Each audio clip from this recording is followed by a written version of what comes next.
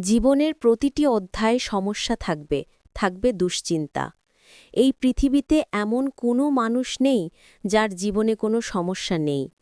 আমরা প্রত্যেকেই আমাদের নিজস্ব লড়াইয়ে প্রতিনিয়ত ব্যস্ত।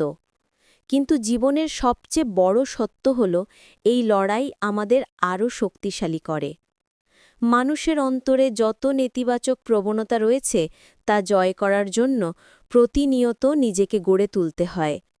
জীবনের পথে হাজারো বাধা আসবেই, কিন্তু সেগুলোর মোকাবিলা করতে হলে প্রয়োজন ইতিবাচক দৃষ্টিভঙ্গি এবং অবিচল মনোভাব। যারা হতাশার মাঝেও আশা খুঁজে পায়, যারা নিজেদের দুর্বলতাকে শক্তিতে পরিণত করতে জানে, তারাই জীবনের প্রতিটি চ্যালেঞ্জের মুখোমুখি হতে পারে।